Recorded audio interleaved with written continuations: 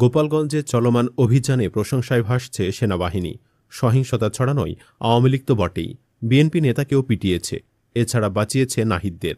এর আগে আনসারদের হাত থেকে হাসনাতকেও বাঁচিয়েছিল এই সেনারাই। সব মিলিয়ে ৫ আগস্টের পর দেশের বিভিন্ন গুরুত্বপূর্ণ পরিস্থিতিতে সেনাবাহিনী যেভাবে ভূমিকা রেখেছে তা সত্যি প্রশংসনীয়। জাতীয় নিরাপত্তা, দুর্যোগ ব্যবস্থাপনা, উন্নয়নমূলক কর্মকাণ্ড এবং সাধারণ মানুষের সহায়তায় সেনাবাহিনীর সক্রিয় উপস্থিতি জাতিকে বারবার আশ্বস্ত করেছে। আজকের এই ভিডিওতে এই সময়ে সেনাবাহিনীর আলোচিত ৫টি অভিযান নিয়ে আলোচনা করব। আশা করি চ্যানেলটি সাবস্ক্রাইব করে পুরোটা সময় সাথেই থাকবেন ইনশাল্লাহ। পাবনা অভিযান। গোপালগঞ্জে চলমান অভিযানের মধ্যেই বাংলাদেশ সেনাবাহিনী পাবনায় আরেকটি অভিযান চালিয়েছে। পাবনার ঈশ্বরদীর পদ্মা নদীর দুর্গম চরাঞ্চলে সেনাবাহিনীর অধীনে সাঁড়াশি অভিযান চালিয়েছে যৌথ বাহিনী। গোপন সংবাদের ভিত্তিতে ১৭ জুলাই সকাল থেকে দিনব্যাপী অভিযানে সেনাবাহিনী, র্যাব ও পুলিশ সহ অন্যান্য আইনশৃঙ্খলা রক্ষাকারী বাহিনীর সদস্যরা অংশগ্রহণ করেন। অভিযানে অস্ত্র, গুলি, মাদকদ্রব্য, কঙ্কাল, নগদ অর্থ, মোবাইল ফোন এবং এক নারীসহ ৩ জনকে গ্রেফতার করা হয়। সূত্র জানায়, পদ্মা নদীর চরাঞ্চল ও বালুমহল দখল নিয়ে গত কয়েক মাস ধরেই নদীর তীরবর্তী চরাঞ্চল এলাকায় সন্ত্রাসের রাজত্ব কায়েম করেছে নিষিদ্ধ ঘোষিত আওয়ামী লীগ নেতা ইঞ্জিনিয়ার হাসানুজ্জামান ওরফে কাকন বাহিনী। গত ১ মাসের ব্যবধানে পদ্মা নদীর সাড়াঘাট এলাকায় অসংখ্যবার প্রকাশ্যে গোলাগুলি ও মারপিটের ঘটনা ঘটায় তারা। ফিল্মি স্টাইলের সেই সমস্ত গুলি বর্ষণের ভিডিও বিভিন্ন সংবাদ মাধ্যম ও সামাজিক যোগাযোগ মাধ্যমে ছড়িয়ে পড়ে। এরপর থেকে মূলত টনক নড়ে সংশ্লিষ্ট প্রশাসনের। সেই অভিযোগের ভিত্তিতেই বৃহস্পতিবার খুব সকাল থেকে যৌথ বাহিনীর সদস্যরা পদ্মা নদীর দুর্গম চরাঞ্চলে অভিযান পরিচালনা করেন। সেই অভিযানে সন্ত্রাসী কাকন বাহিনীর ৩টি বিদেশি পিস্তল, ৫০ রাউন্ড গুলি, বিপুল পরিমাণ মাদকদ্রব্য, একটি মানব কঙ্কাল, 4টি মোবাইল ফোন, প্রায় ১১ লাখ নগদ টাকা এবং সন্দেহভাজন এক নারীসহ ৩ জনকে আটক করা হয়। আটক নারী তাদের সহযোগী হিসাবে কাজ করতেন।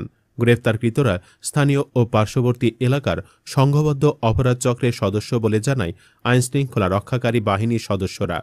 ফরিদপুর অভিযান। বেশিদিন আগের কথা নয়, গত জুনের শেষ দিকে সেনাবাহিনীর ব্যানারে ফরিদপুর শহরের রেলওয়ে বস্তিতে অভিযান চালায় যৌথ বাহিনী। সেখান থেকে বিপুল পরিমাণ মাদকদ্রব্য ও দেশীয় অস্ত্র উদ্ধার করে যৌথ বাহিনী। অভিযানকালে এসবের সঙ্গে জড়িত সন্দেহে ১৫ জনকে আটক করা হয়েছে।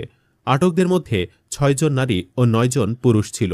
২৬ জুন রাত ৯টার দিকে শহরের গুহ লক্ষ্মীপুর এলাকার রেলওয়ে বস্তিতে যৌথ বাহিনী অভিযান শুরু করে ভোর ৪টার দিকে শেষ করে।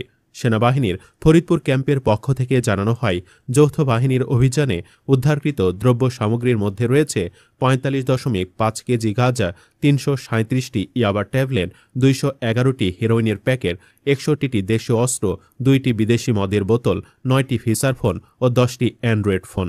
জানা গেছে, অভিযানে তাৎক্ষণিকভাবে ৭ জনকে হাতে নাতে মাদক বিক্রির সময় আটক করা হয়। এরপর এলাকা জুড়ে পরিচালিত তল্লাশি ও বস্তির কেন্দ্রে অবস্থিত শিল্পী বেগমের বাড়িতে অভিযান চালিয়ে তাকে সহ আরও ৮ জনকে আটক করা হয়।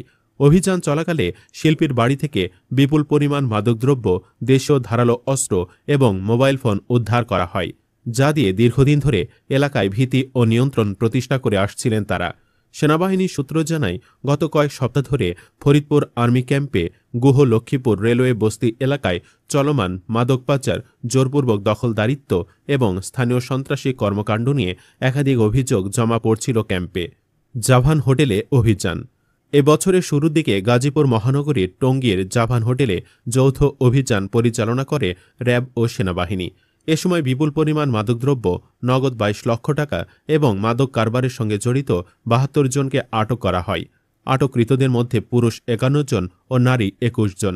এ সময় পতিতাবৃত্তির অপরাধে ২৭ জন নারী, হোটেলটিতে আসা ৩২ জন পুরুষসহ হোটেল পরিচালনায় নিয়োজিত ১৮ জনকে আটক করা হয়েছে। জাভান হোটেলে রাত ৪টা থেকে সকাল ১০টা পর্যন্ত চলা যৌথ বাহিনীর পৃথক অভিযানটিতে নেতৃত্ব দেন রাজধানী উত্তরা দিয়াবাড়ি সেনা camp commander lieutenant colonel Mohammad Tahsin. হোটেলে অভিযান চালিয়ে ৩,৪৯৪ ক্যান বিয়ার, ৫৯৮ বোতল বিদেশি মদ জব্দ করা হয়। এ বিষয়ে লেফটেন্যান্ট কর্নেল মোহাম্মদ তাহসিন জানান, টঙ্গীর আমতলী এলাকায় জাভান হোটেলে অসামাজিক কার্যকলাপ পরিচালনার অভিযোগ ছিল। অভিযান চালিয়ে বিয়ার ও মদ জব্দ করা হয়। সে সঙ্গে পতিতাবৃত্তি অপরাধে নারী পুরুষ ও হোটেল পরিচালনার দায়িত্বে থাকা ব্যক্তিদের আটক করা হয়। টঙ্গী বস্তি অভিযান।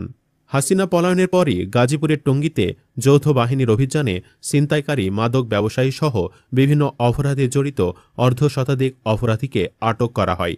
এ সময় বিভিন্ন ধরনের মাদকসহ দেশীয় অস্ত্র জব্দ করা হয়। ১ মার্চ সন্ধ্যা ৬টা থেকে রাত ৯টা পর্যন্ত প্রায় ৩ ঘণ্টাব্যাপী এই অভিযানে অংশ নেন সেনাবাহিনী, র্যাব, বিজিবি ও পুলিশের বিপুল সংখ্যক সদস্য। ছিনতাই, মাদক ও সন্ত্রাসী কার্যক্রম প্রতিরোধে যৌথ বাহিনী পরিচালিত অভিযানে টঙ্গীর মাজার বস্তির বিভিন্ন ঘরে তল্লাশি চালিয়ে দেশীয় অস্ত্র, মাদক ও মাদক সেবনের কাজে ব্যবহৃত বিভিন্ন সামগ্রী উদ্ধার করা হয়। এ সময় বিভিন্ন অপরাধে জড়িত অর্ধশতাধিক অপরাধীকে আটক করা হয়। আইনশৃঙ্খলা বাহিনী জানায়, রাজধানীর উত্তরাসহ শিল্পাঞ্চল টঙ্গী অপরাধপ্রবণ এলাকা হয়ে ওঠায় আইনশৃঙ্খলা পরিস্থিতির উন্নতি করতে যৌথ বাহিনীর অভিযান পরিচালনা করা হয়। অভিযানে আটককৃতদের বিরুদ্ধে আইন অনুযায়ী পরবর্তী ব্যবস্থা গ্রহণ করা হয়।